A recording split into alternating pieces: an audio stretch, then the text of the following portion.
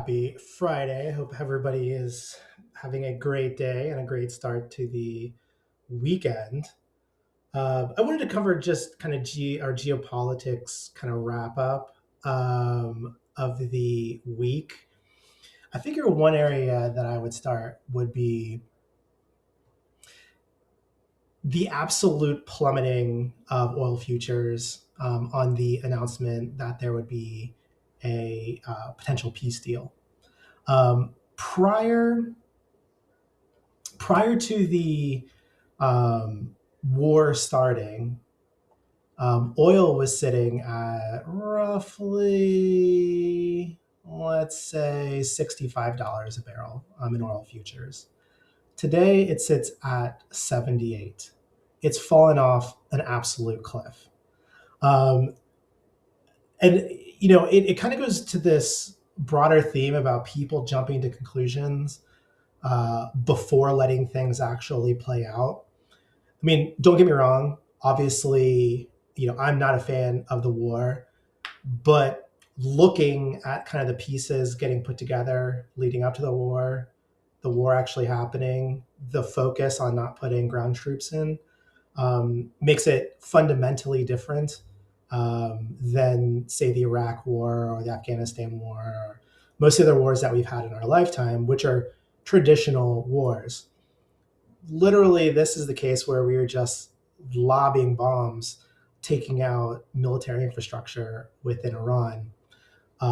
There seemed to be no appetite from the Trump administration on one, having this extend beyond a period of time. They didn't want to say, but really, it was floated that they wanted to have 2 months to 3 months to kind of get things wrapped up.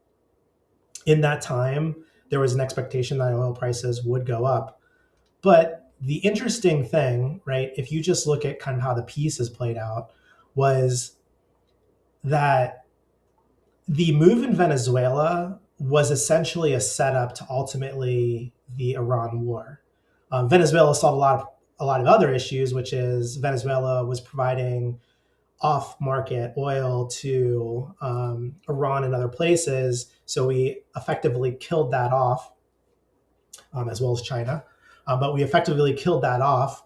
Now they deal with us, and they deal with India, but they boosted their output and their production in the lead up to the war in Iran. So really what ended up happening was the oil that would have normally come out of Iran to supplement China mostly, but kind of the broader kind of um, oil market, that was being supplemented by Venezuela. So you had a bunch of people that were making assumptions, essentially, about their, I would say, yeah, I would just say they were making assumptions about oil production and ultimately the broader impacts within the area. Don't get me wrong, like bombing in Qatar and some other places hit oil facilities, and that degraded their ability to export oil. But with the increase coming out of Venezuela, it kind of offsets that a little bit.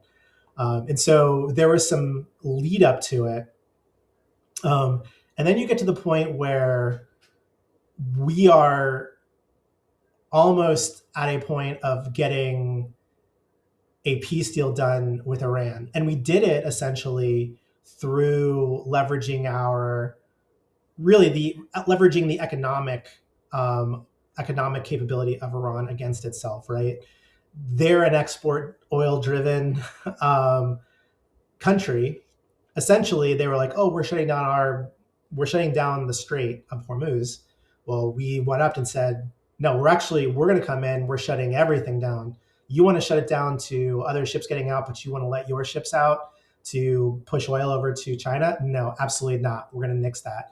You shut it down. We're going to actually shut it down. No ships are going to leave. Now all these ships are stacked up on the other side of the Strait of Hormuz while we control the Gulf of Oman, and we effectively choked off their economy.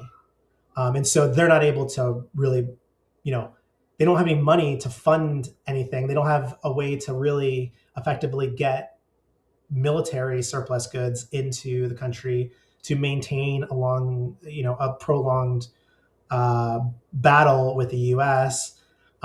We've decimated their military infrastructure, their army, their navy, their air force. They have drones left. It seems like we've figured out a really good way of handling the drones by not sending $1 million missiles after $20,000 drones.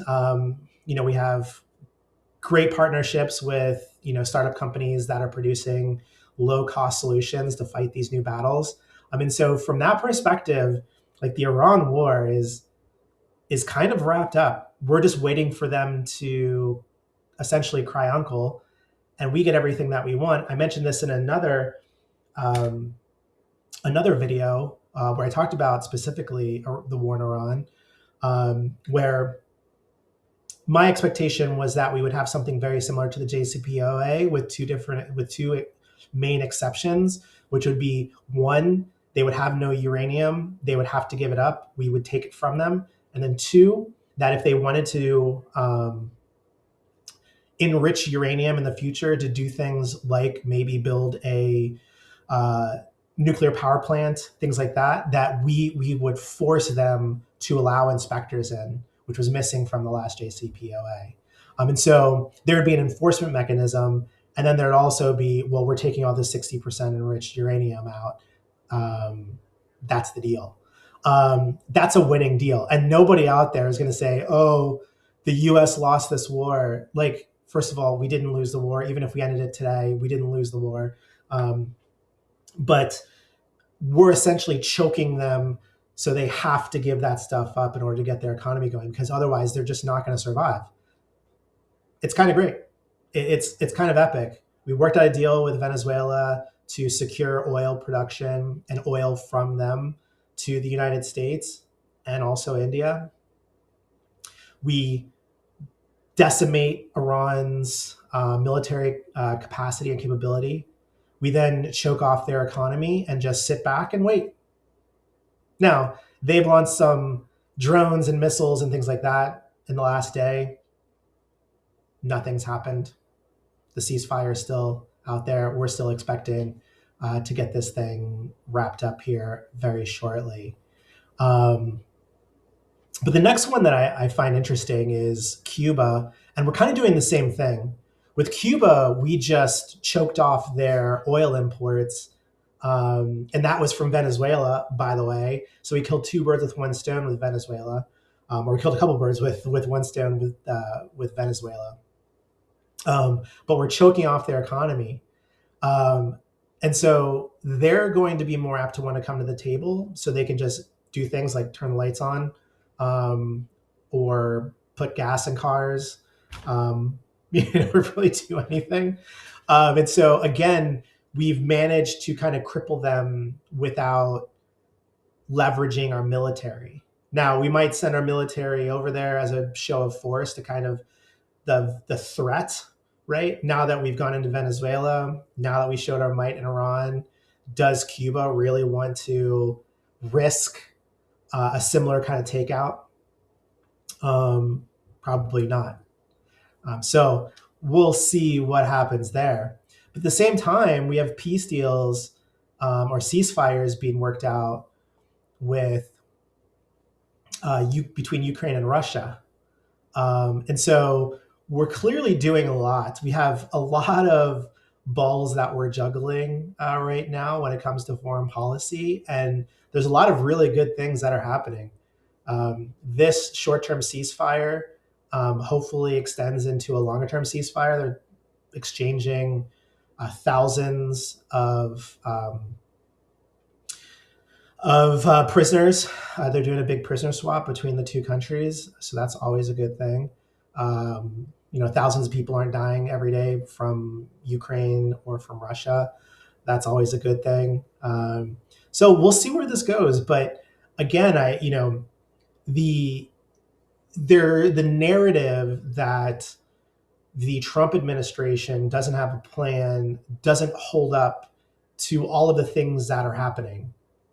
Again, you've got Venezuela, you've got Iran, you've got Ukraine, Russia, you've got Cuba, And along with that, you have kind of this strangling of China at the same time, Russia to a certain extent, but more so China, which is our biggest economic adversary in the world. And so, again, good things are happening. I'll just go back to oil futures right now, which are sitting at $78. They fell off an absolute cliff. Peak fear, peak fear from the panicking community out there. But everything seems to be coming together. Now, next week, if that changes, I'll be sure to update and throw cold water all over it. I don't mind being wrong, but just sitting back and looking at how things are playing out so far,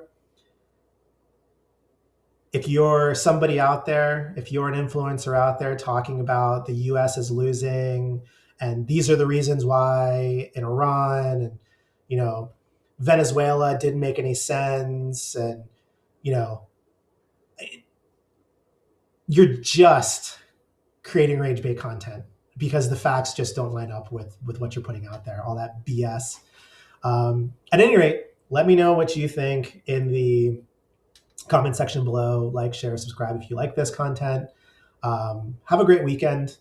And again, keep believing that the best for America is still ahead. Peace out.